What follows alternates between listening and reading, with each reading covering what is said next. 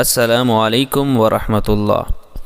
قرآن کریم اللہ تعالیٰ کا کلام ہے اور اسے درست پڑھنا ہم سب کی ذمہ داری ہے۔ اکثر دیکھنے میں آیا ہے کہ بہت سے تلاوت کرنے والے جب اس چھوٹے سے نون قطنی پر پہنچتے ہیں تو وہ سخت پریشان کنفیوز ہو جاتے ہیں۔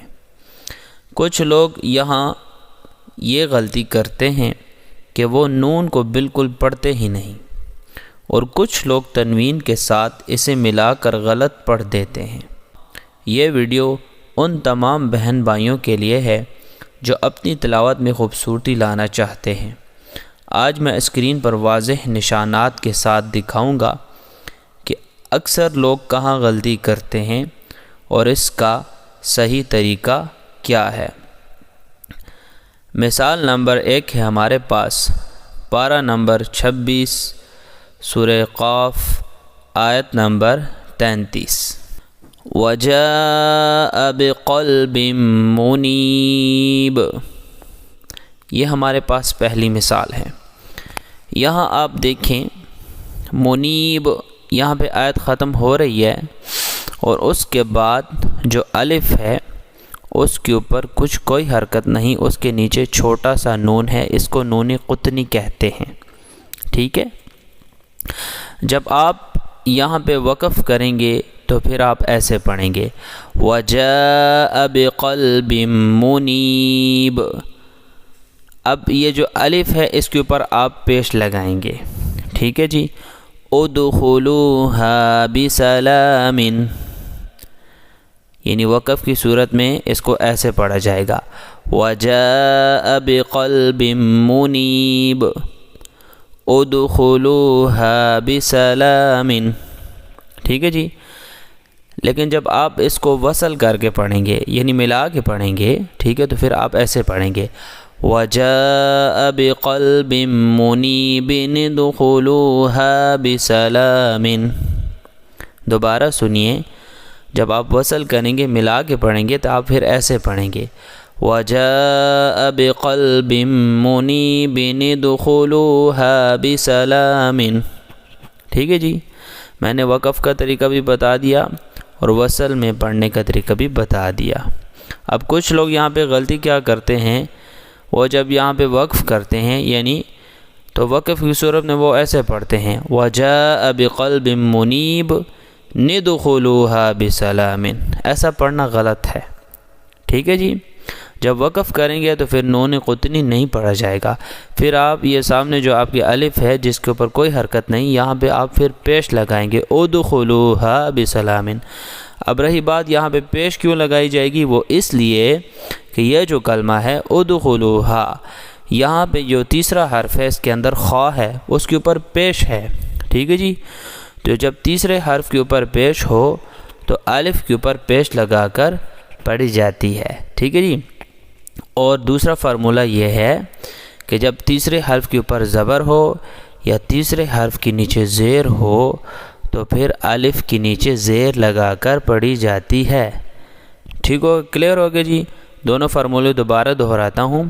جب تیسرے حرف کے اوپر پیش ہو تو پہلے حرف جو الف ہے اس کے اوپر پیش لگا کر پڑھی جائے گی، اور جب تیسرے حرف کے اوپر زبر ہو یا تیسرے حرف کے نیچے زیر ہو تو پھر الف کے نیچے زیر لگا کر پڑھی جائے گی۔ ٹھیک ہے جی، اچھا جی، اب ہمارے پاس جو دوسری مثال ہے، دوسری مثال نمبر ہے پارہ نمبر 29 سورہ مزمل آیت نمبر 17۔ دوسری مثال دیکھیے جی، یجعل الولدان شیبا۔ ٹھیک ہے، یہ ہمارے پاس ہے دوسری مثال۔ اب آپ جب یہاں پہ وقف کریں گے تو وقف کی صورت میں اس کو ایسے پڑھا جائے گا یجعل الولدان شیبا السماء، وقف کی صورت میں اس کو ایسے پڑھا جائے گا۔ دوبارہ سنیے، یجعل الولدان شیبا السماء۔ کلیئر ہو گیا جی؟ اور وصل کی صورت میں پھر نون قطنی پڑھا جاتا ہے۔ اب میں ملا کے پڑھتا ہوں، وصل کہتے ہیں ملانے کو۔ اب سنیے جی، يجعل الولدان شيبا السماء ٹھیک ہے، نون قطنی ملانے کی صورت میں پڑھا جاتا ہے، وقف کی صورت میں نہیں پڑھا جاتا۔ کلیئر ہو گیا جی؟ دوبارہ میں وصل کا طریقہ دہراتا ہوں۔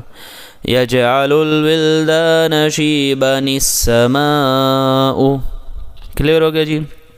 اب کچھ لوگ یہاں پہ یہ غلطی کرتے ہیں کہ وہ اس کو بھی ایسا ہی پڑھتے ہیں، غلط کر کے پڑھتے ہیں، یعنی جب وہ وقف کرتے ہیں تو وقفی صورت میں نون قطنی پڑھتے ہیں، لیکن ایسا نہیں پڑھنا چاہیے۔ کچھ لوگ یہاں پہ کیا غلطی کرتے ہیں، ایسا پڑھتے ہیں یجعل الولدان شیبا، وہ ایسے وقف بھی کر لیتے ہیں، پھر اس کے بعد پڑھتے ہیں نسماء، تو وقفی صورت میں نون قطنی نہیں پڑھا جاتا، وصل کی صورت یعنی ملانے کی صورت میں پڑھا جاتا ہے۔ تو ملانے کی صورت کیا ہے؟ یہ ہے یجعل الولدان شیبا السماء، لیکن جب آپ ملا کر پڑھیں گے اس جملے کو تو یہاں پہ پہلے ہم نے پڑھا شیبا، وقفی صورت میں یہ جو دو زبر ہیں، اس دو زبر میں سے ایک زبر ختم ہو جائے گی اور ایک زبر الف کے اندر بدل جائے گی، تو بن جائے گا الف مدہ شیبا، با الف زبر با، ایک الف پورا یہ وقف کیا جائے گا، ٹھیک ہے۔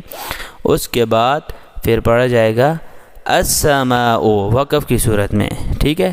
اور جب وصل کریں گے تو پھر پڑھا جائے گا یجعل الولدان شیبا السماء، تو پھر یہاں پر اگر آپ نے غور کیا ہے شیبا، اس کو میں نے لمبا نہیں کیا، میں نے جلدی پڑھا شیبا السماء، کلیئر ہو گیا جی؟ اس کے بعد جو ہمارے پاس تیسری مثال ہے، تیسری مثال دیکھیے، تیسری مثال ہے پارہ نمبر 2 سورۃ البقرہ آیت نمبر 180۔ تیسری مثال دیکھیے جی، ترک خیرا، ٹھیک ہے جی، الوصیۃ۔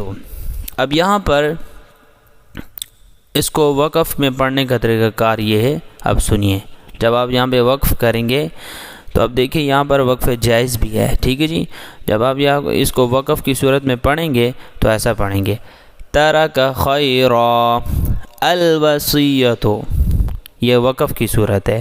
یہاں پہ وقف کیوں کیا جا رہا ہے؟ کیوں یہاں پہ چھوٹا سا جیم ہے، اس کو وقف جائز کہتے ہیں، ٹھیک ہے جی، جس کی تعریف ہے یہاں پہ وقف کرنا بہتر ہے اور نہ کرنا جائز ہے، ٹھیک ہے جی۔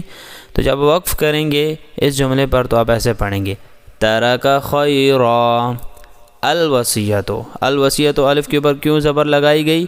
وہ اس وجہ سے کہ یہاں پر آپ دیکھیں یہ مسئلہ یاد رکھیں کہ قرآن کریم میں یہ جتنے کلمات الف لام سے شروع ہوتے ہیں، الف لام سے، اس سے جو پچھلا جملہ گزرا جو ہم نے مثال نمبر 2 پڑھی تھی، ٹھیک ہے، جو سورۃ المزمل کی جو آیت کریمہ ہے آیت نمبر 17، اس میں السماء تھا، تو وہاں پر الف کے اوپر زبر میں نے کیوں لگائی؟ وہ اس وجہ سے کہ وہ کلمہ بھی السماء الف لام سے شروع ہوتا ہے، ٹھیک ہے جی۔ اور یہ جو کلمہ ہے سورۃ البقرہ کا، یہ کلمہ الوصیۃ، یہ بھی الف لام سے شروع ہوتا ہے، ٹھیک ہے جی۔ تو قرآن کریم کے اندر جتنے کلمات الف لام سے شروع ہوتے ہیں تو ان کے الف پر زبر لگا کر پڑھی جائے گی، کلیئر ہو گیا جی؟ جیسے الرحمن، السلام، المؤمن، الرحیم، المہیمن، یہ سب کلمات الف لام سے شروع ہوتے ہیں، یا الذین، التی وغیرہ وغیرہ، یہ جتنے کلمات ہیں یہ الف لام سے شروع ہوتے ہیں۔ تو اس طریقے سے یہ جو الوصیۃ ہے یہ بھی الف لام سے شروع ہوتا ہے، تو اس کے الف پر بھی زبر لگا کر پڑھی جائے گی۔ اب جب آپ نون قطنی اس میں پڑھیں گے تو وصل میں نون قطنی پڑھا جائے گا۔ اب ہم وصل کرتے ہیں ترک خیرا الوصیۃ، جب وصل کیا جائے گا تو پھر نون قطنی اس میں پڑھا جائے گا، یعنی ترک خیرا الوصیۃ، ترک خیرا الوصیۃ، تو وصل کی صورت میں اس طریقے سے نون قطنی پڑھا جائے گا، ٹھیک ہو گیا جی۔ اب کچھ لوگ یہاں پہ کیا غلطی کرتے ہیں تیسری مثال کے اندر، وہ ایسا پڑھتے ہیں، وقف کرتے ہیں تو وقف کی صورت میں وہ بھی نون قطنی پڑھ لیتے ہیں، یعنی جس طریقے سے میں نے پچھلی 2 مثالوں میں سمجھایا ایسا پڑھتے ہیں ترک خیرا الوصیۃ۔ نہیں جی، جب یہاں پہ وقف کریں گے تو وقف کی صورت میں نون قطنی نہیں پڑھا جائے گا، جب وصل کیا جائے گا تو وصل یعنی ملانے کی صورت میں نون قطنی پڑھا جاتا ہے، ٹھیک ہے جی، یعنی ترک خیرا الوصیۃ، ٹھیک ہے، یہ ہے ملانے کی صورت۔ اچھا جی، اب ہمارے پاس جو چوتھی مثال ہے، چوتھی مثال کو دیکھیے، پارہ نمبر 12 سورہ یوسف آیت نمبر 8۔ چوتھی مثال ہے ہمارے پاس ضلال مبین، ٹھیک ہے جی، اقتلوا یوسف، یہ میں نے وقف کی صورت پڑھی، ٹھیک ہے، تو وقف کی صورت یہ ہے ضلال مبین اقتلوا یوسف، وقف کی صورت میں نون قطنی نہیں پڑھا جائے گا، ٹھیک ہے جی۔ اب یہاں پر میں نے اقتلوا کیوں پڑھا، تو یہ اس وجہ سے کہ یہاں پر اقتلوا یہ جو کلمہ ہے اس کے اندر الف پہلا ہے، قاف دوسرا ہے، تا تیسرا ہے، تو تیسرے حرف کے اوپر پیش ہے، تو میں الف کے اوپر پیش لگا کر پڑھوں گا، ٹھیک ہے، یا الف کے اوپر پیش لگا کر پڑھی جائے گی، ٹھیک ہے جی۔ تو پھر اس کو ہم ایسا پڑھیں گے اقتلوا یوسف۔ میں نے دو فرمولے جس طریقے سے اس ویڈیو میں آپ کو سمجھائے، پہلا فرمولہ یہ ہے کہ اگر تیسرے حرف کے اوپر پیش ہو تو الف کے اوپر پیش لگا کر پڑھی جائے گی، اگر تیسرے حرف کے اوپر زبر ہو یا تیسرے حرف کے نیچے زیر ہو تو الف کے نیچے زیر لگا کر پڑھی جائے گی، ٹھیک ہے جی، کلیئر ہو گیا جی۔